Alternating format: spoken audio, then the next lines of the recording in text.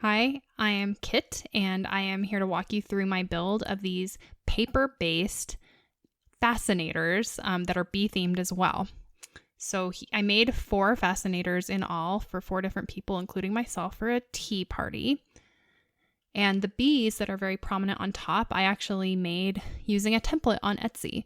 I just sized the template down because the regular size is quite huge. But you can decorate with whatever bees you find. This is about making the structure of the fascinator itself.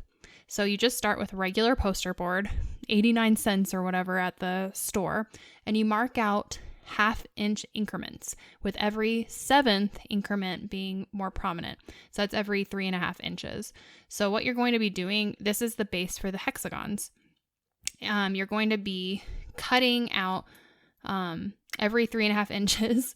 You're going to actually be separating the paper, but before then you're going to be scoring it. So this is a cut, and then we're going to be scoring 1, 2, 3, 4, 5, 6, 7. So that one's a cut. So again, hexagons have 6 sides. We want 7 units so that we can fold these into hexagonal shapes.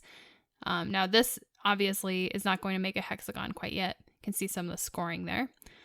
This is where we actually get the combs, is we're going to take those long pieces of paper that are pre-scored and we're going to be cutting them into 3/4 of an inch increments width-wise. So I just used a handy dandy paper slicer that I have, but you could use an X-Acto to do this again as well. So you can see I'm just making 3/4 of an inch units, and the paper is already nicely scored. Everything lines up perfectly well on the 90-degree angle. It has to be very precise for this project for it to work. So once you have all of those cut free, you're just be pasting them together. I have an ancient bottle of tacky glue and little miniature clothespins for this part, which just help to secure the edge while the tacky glue held. You could use your fingers for that as well. It would just take you a little bit longer. Now, once you have all those hexagons, you're gluing them together. And this is where you can start to appreciate the structural integrity that bees deploy when building honeycomb. Is independently, all of these hexagonal cells, they have no structure. They fold so easily. But once you start gluing them together, you can see how structural that comb becomes as it gets bigger and bigger and bigger with more units. Now, you can really have fun with this part. I made 4 different types of patterns, and I personally like asymmetry. I think it's actually what happens in the real world with bees, which I've observed as a beekeeper. So you just, keep gluing all of these together. And with just the length of a poster board, I ended up having enough cells to make a pretty nice base for the fascinator. You can make it a little bit bigger or a little bit smaller according to taste. So I just am repurposing clips just to secure the hold. And when I glue these together, I tend to glue the seam so that it's the glued side of each one of these cells. And then you don't have like stacked seams, if that makes any sense. So here we have the 4 bases. You can see they're all unique and interesting. Now from here, we need to get bases for the bases. So you can see how that's going to happen. I just go back to that poster board. I'm going to use the remainder of it, and I'm using a pencil to trace. And what I liked the look of is having some cells on the perimeter not have a base. And that is really just an aesthetic choice of mine. So you're going to see that here when I have it cut out in a moment and I actually apply glue. You're going to see that some cells do not have that base on them. See? There's some that just kind of poke out. I liked the look of that. So that's what I did with all of these fascinators, is I had some cells that were not backed, did not have backing. So here you can see I'm going through those 4 fascinators, getting them all drawn and then cut out and glued. Now the next part is actually how do we attach the fascinator to the headband? That's very important. So I'm moving to just craft foam.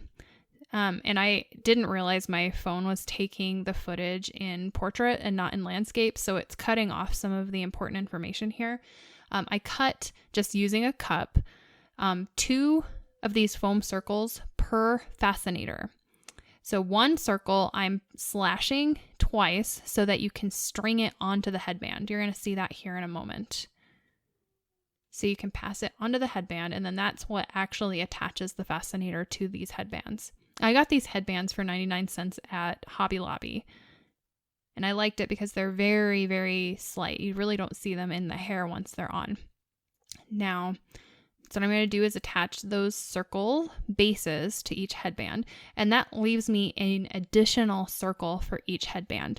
And why I made that is most of the fascinators that you see, they have a tilt toward the face. So they're really supposed to be seen when you are facing someone. They are supposed to be able to see your fascinator full on. So that extra piece of foam is actually to help tilt the fascinator.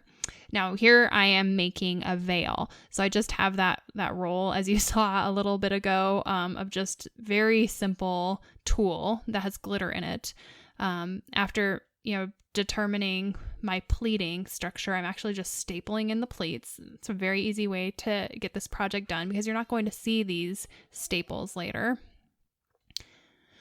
And deploying some hot glue, getting that secured onto that base. And then I had a little wig model that was very helpful for this project with doing some of the final touches. So with a veil, I didn't want there to be any corners. So you can see I'm cutting off those corners to keep it very rounded.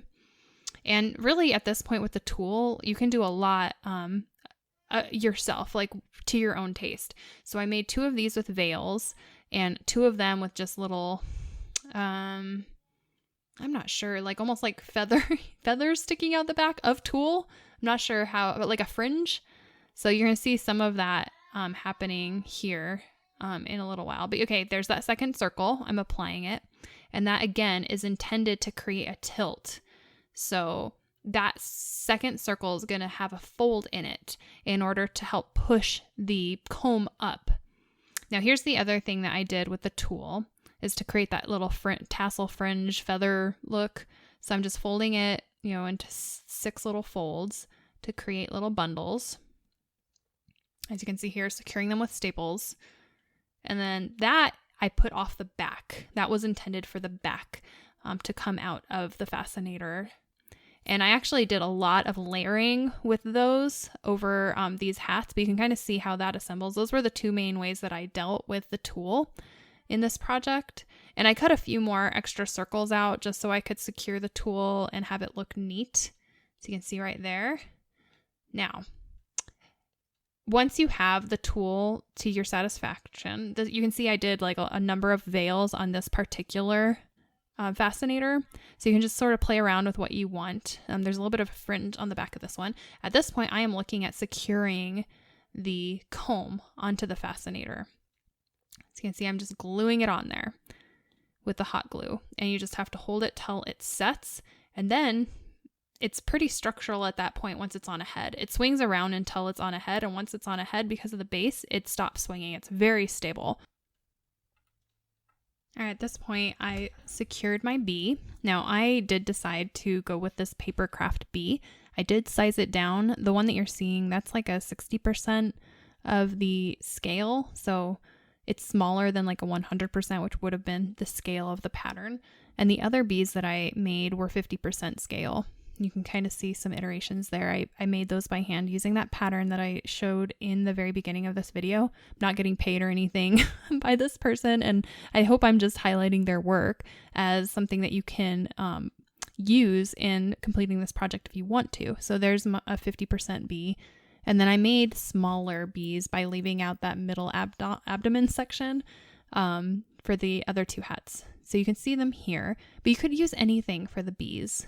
Like I think that the comb and the fringe of the tulle is very helpful to creating this project. And then you could just use other bee themes for these. So you can see all the variants, but they're very structural. We wore these for an entire ladies' tee. That's my mom. She's wearing the queen bee, which is appropriate. And my daughters had the little baby bees. And you're going to see me soon. But this project was, the construction of the beads was the most difficult part. Like making the comb and the tool was not that difficult. So I hope that this inspires others to go out and tackle a fascinator project if they're invited to a tea. It's really not as hard as you would think. And I hope that this helps on your way. Cheers.